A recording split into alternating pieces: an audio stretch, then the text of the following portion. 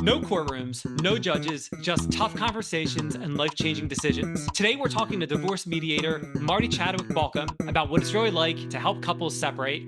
Today on Time We Discuss, I want to welcome Mardi Chadwick Balcom, and it's time we discuss what it's like working as a divorce mediator. Marty, thank you for joining me today. Thanks, Dan. Happy to be here. This is awesome. So before I get started with my typical, what's a typical day like? Because that's where we're going. hmm I want to talk about mediation versus arbitration. I hear both those words being thrown around. I don't know if they're the same thing or not, but I bet you do. So let's start there. How would you define arbitration, mediation? Are they the same? Are they different?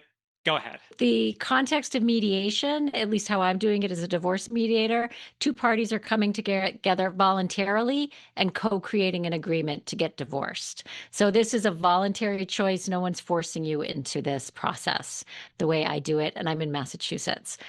Arbitration, on the other hand, is where parties have either been contractually obligated through maybe a contract. Sometimes, if you read through the fine print on a contract, you agree we are going to arbitration. And that means that we're kind of almost giving up our right to sue in a traditional court, and we are going to let the arbitrator, who is a neutral third party, make a binding decision. Mediators, we do not make binding decisions. We are helping the parties co-create and come to a decision, at least in divorce. And then the arbitration, yeah, you're stuck with the decision. So, and you agree not to go to court. So in many clauses, in many contracts, you have to sign that if you want to do it. Like the arbitration clauses are in many of the contracts. In divorce, sometimes people may agree to go to arbitration because but it's usually they're stuck. They don't want to be in the litigation. They'll hire a lot of times retired judges to come to an agreement for them. But that's, again, it's voluntary and contractual. That makes, as soon as you said voluntary, I thought, that is the key difference. Because you see that, like you said, in those terms of service, binding arbitration. I was like, Mhm. makes complete Yeah. sense. Okay, cool. All right. So we got that out of the way. So now let's talk about your typical day as a divorce mediator. What is that like? It varies a lot, but what I will say is I have control over my schedule, which is a beautiful thing. One of the reasons that I chose to do this work. So I spend a lot of time as a solo practitioner. I run my own business. I'm the only one. I do everything. So it might be marketing. I might spend my morning doing some marketing. It might be doing intakes with folks. I do free consultations. A lot of times it's with one party to find out, is mediation right for us? What the heck is mediation? What would happen if we did this? Um, and I talk to both parties, and then we mediate, right? So once I get people on board, we actually enter a process where I do it either in person or virtual, depending on what their needs are. Usually together. Most of my cases, I try and do at least the first session together. And we're going to talk about all the things we've got to talk about to get you through the process to get the ultimate goal, an agreement that you can file with the court so that you can get your divorce. So, I'm doing either consultation, I'm doing mediation, or then because I'm a lawyer and I'm the type of mediator that produces your documents, I spend a lot of time doing the paperwork. I'm going to write your agreement. I'm going to review all of your financials. I might talk to your collaterals. They can hire attorneys to be part of the process. We hire divorce financial specialists or lending specialists. So I'm your organizer. I'm kind of like the conductor. Like I'm doing all the different things to get you from the beginning to the end. When someone works with you, are they also working together with their own lawyer typically? Or is it more of like, but they decide that you're getting a divorce, let's try to go to a mediator first and then kind of go? How do the lawyers, if at all, how do they factor into this? Even though I am a lawyer, I cannot be your lawyer or your partner's lawyer, right? So I have to be a neutral third party. That's the key element of mediation. And so I can't say what you should or should not do. I can explain everything to you and I can explain it in very clear terms, but I can't give you legal advice. So I always recommend people have a lawyer at least review their agreement to make sure they've fully understood it and had all opportunity to ask questions. Sometimes people do, sometimes they don't. It's absolutely their choice. I do have some cases, though, where lawyers are involved, sometimes on the periphery, like in the behind the scenes. And I've had cases where lawyers are in the room. So they let me do kind of the orchestration and all of the work, but then they're working with their clients. Maybe they speak, maybe they're just observing. Every case is a little bit different. So lawyers can have a bunch of different roles in a mediation. One thing I want to talk about is not the training so much, but the intrinsic skills. What does it actually take to be a mediator? And again, not training, just more of like intrinsically, what does it take? It takes an ability to be neutral, an ability to not take sides, which for lawyers is hard. We are trained to be advocates for our clients. And so when we are in this neutral third party role, our job is to facilitate conversation. And for me, I do it with all of the negotiation skills I've learned, but also I do it from a place of nervous system regulation. I have a lot of training in that background. I want two people to be able to be present, have conversations from a place where they feel as safe as one can be in these kind of very high stakes, high conflict, potentially situations. So it requires an ability to, in my opinion, hold space for people in these dysregulated, highly up and down emotional patterns to be able to help them cut through that while still feel what they feel to get to ultimately an agreement that is not all fraught with emotion and pain and all of the things that come out usually in divorce. Now, other side of the coin, let's talk Yeah. about education.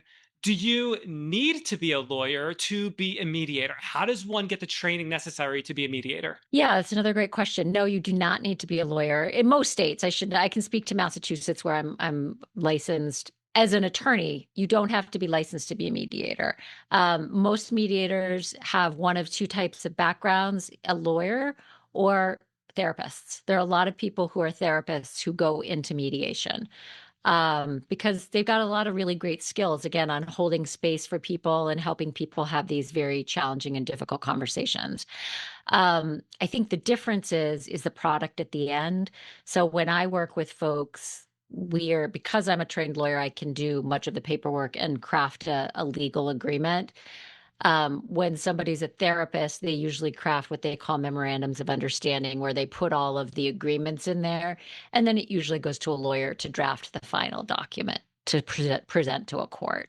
Before you talked about you can make your own schedule. Okay, Mhm. awesome. Now, what do you typically see? Do you see that most people need nights and weekends? Do you see that a lot of people can see you during the day? What is that typically like for you? Yeah, it's funny. When I started, I was way more flexible. I'm like, oh, do it anytime. And, I'm just, gonna really see where it goes. And now that I'm very busy, I'm like, I do it much more. I try and do it during the day. Pick certain days of the week that I do the sessions, and I will be flexible for folks. We can do it a little bit later in the day. I've just found from a nervous system regulation place, people are exhausted and they don't show up as their best selves. So I really try and find times that work with them where we're not mushing it into their schedule, but we're really trying to get to, usually I don't do it more than 2 hours at a time because most people can't handle that. So where can we carve out 2 hours in your day where you can either show up in my office and we have a different experience in person or online, and that we can have productive conversations. So I do it during work days, right now, Monday through Fridays, varying, but 9 to 5-ish.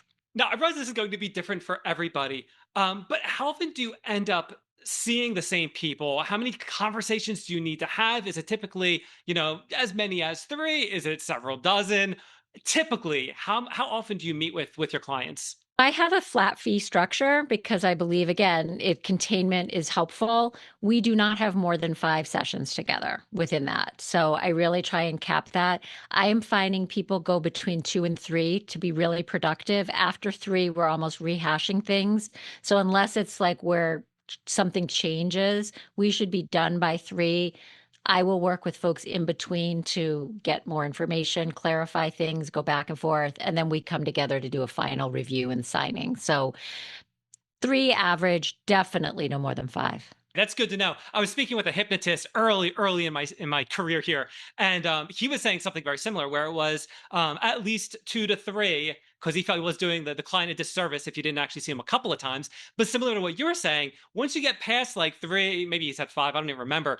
But then it's like, if things aren't changing, we need to have a talk because this might not be, you might need something else essentially. So that's really good to know. Some people do. I've heard of people being in mediation for a year, and I just like, no, no, that's not my method. It doesn't work for me. I think it defeats the purpose of what we're trying to do, which is cost effective, time effective, and get people through the process with less harm. That's great, especially with divorce, because they can drag on for a long time. They can be very time consuming, financially consuming. That's good. That's good. Yes, yes. When it comes to employment of mediators, so you said you have your own business. How common is it for mediators to work in a firm? Is that common, not common, somewhere in the middle? It's somewhere in the middle. I think a lot of lawyers work for themselves or small firms. It's really, I mean, there's certainly the big firms. There's some places, again, I'm in Massachusetts, and there are some places that do just mediation. So they'll hire folks to do that. But most of what I find is it's either attorneys who want to get more into less litigation, they'll start doing almost side mediation as part of their offering. And some of us, like me, are done with litigation, and that's all we do. So it really it's very suited to what your needs are. I think you can find it in all iterations. I'm so glad you mentioned that because a lot of times I'll look at what is it like if someone's to change careers midlife? Hmm. And it sounds like a kind of path. If you are an attorney and you decide you want to get out of the courtroom or something like that, something a little different, mediation could be a next logical step. Now, the other side of that, what happens when a person decides that they no longer want to be a mediator? What are some paths out of that where they continue to grow and change their career that would make sense? If you want to stay in the legal world, like there's so many options available. I could do parent coordination, working with folks on that can't agree. You could do what we call GAL work or investigative work. If you're a lawyer, you can go, there's lots of things you can do being a lawyer. You could go back to traditional litigation.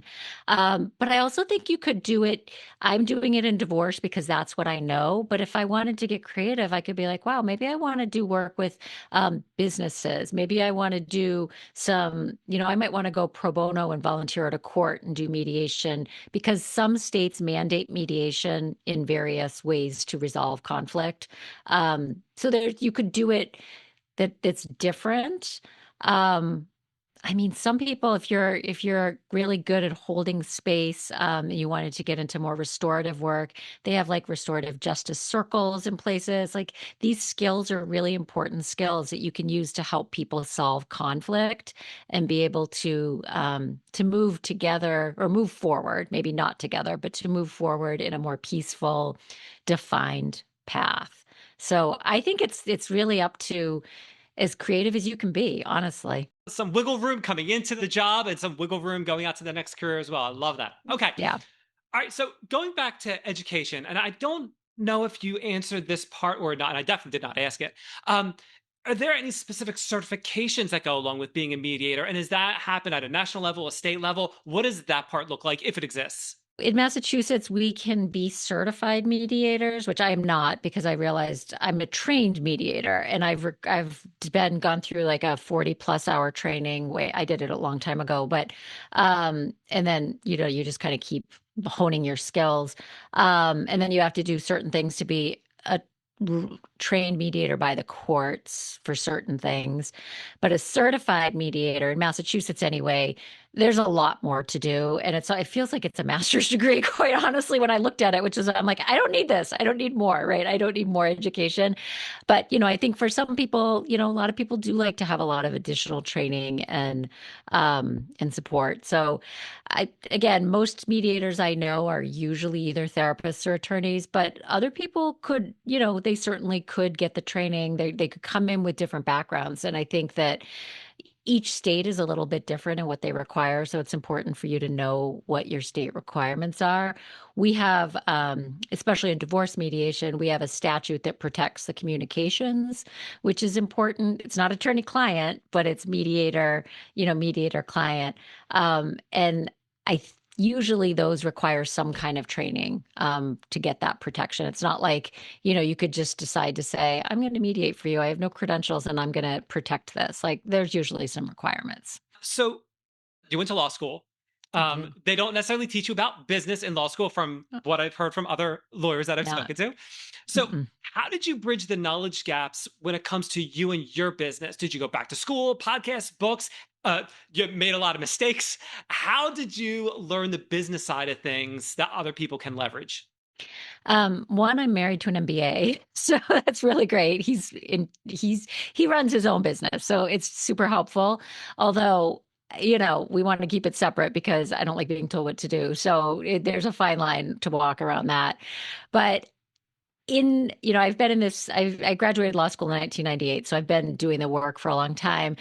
I also worked for nonprofits most of my career, and and in senior management in a huge healthcare organization. So I learned a lot about business and how to run things, how to do the finances, how to just a lot of the things that are required. And I did have my own law practice for a little bit many years ago. And I learned how hard it is to be a business person. I wasn't ready then. So this time around, I've been much more prepared and understanding the many aspects. I think working for a nonprofit, and some of them are really grassroots. You do everything, and as a small business owner, a solo, you do everything. You can farm some things out, but ultimately, at the end of the day, it's all I'm responsible for everything. I want you to take the fact that you have your own business. I want you to set that aside. Hmm. You talked about your schedule. I want you to set that aside for a second. I want you to think about just the job itself, that what you do. What makes being a mediator the best job? It is an opportunity to hold space and be with people in one of the most difficult times that they are going to have. So if you're a person that likes to help others and can tolerate holding difficult space, it is a beautiful thing to be able to offer people an alternative, in my opinion. And especially for anyone that's ever gone through their own divorce, no matter how you went through it, you just know it's a really, really hard process. And so, I mean, again, I've been in hard work my whole career. Most of the cases when I litigated were domestic violence divorce cases. So I'm used to being in this work, and I find this to be a much different experience, but also kind of along that same veins of being and walking with people. And that's what a mediator does. You walk with people. We're not telling them what to do. We're not, I'm not responsible for their lives at the end of the day, but I am a piece of the puzzle to help them and offer them an alternative to be able to move forward. So I like that. What would be the worst part of this job? You're with people at the most difficult times of their lives, and you've got to be able to hold that space. And I had to leave litigation because I was so burned out from holding that space for so many years with so many traumatized people going through, and divorce is trauma. I don't care whether what the thing is, it's traumatic. And if you are not regulated yourself, it's really, really, really hard to do. And honestly, we can cause more harm as attorneys, as mediators, as any professional in this work. When we're out of regulation, out of sorts, we can cause more harm. So it can be really, it's a lot of burnout. Attorneys in general have a lot of burnout rate, but divorce attorneys in particular, divorce is hard. It's really hard. And it's one of the lowest. I do a lot of energy work from a vibrational perspective, working with people in this field. It's one of the lowest vibrational energies. And so if you're not equipped to do it, it can wreck you. I've heard that before about the stress and the burnout, and that kind of also leads me to this question. And you kind of touched on it, but I'm going to dive a little deeper. Talk to me about the separation of your work life and your personal life, especially after leaving working as an attorney and going into mediation. I'm assuming that improved, but what is that like now? Do you find it hard to turn off that part of your brain at 5 o'clock? Is it easy? Talk to me about that. I have done a lot to achieve work-life balance. So again, part of having my own business, that was part of it. I can create my own schedule. So every morning I do yoga at 5 a.m. I am doing Pilates. I am doing all the things that I help people do for nervous system regulation for myself first. And that is the key for me being able to show up But shutting off my brain, I don't know. I've yet to figure out exactly how to do it, which is why I have to keep doing all these things. Um, but I know that when my brain starts, when I'm taking my cases home and spending too much time on them, that's a signal to me that I need to recalibrate so that I can have some separation from that.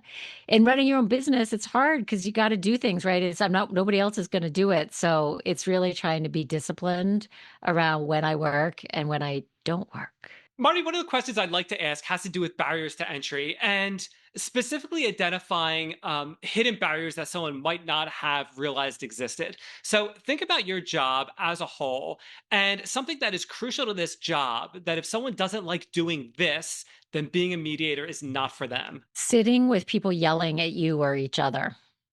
If you can't handle other people's discomfort, and if you cannot sit in silence and hold the space, if you have to talk to fill it, no, because sitting and holding the space and just pausing, again, it's one of the most important things we can do, especially when there's an outburst. If you're a people pleaser and want to make everyone feel better, which I am a recovering one of those, and this job forces me to learn how to not do that. It will show you real quick how to not do that. Doesn't work.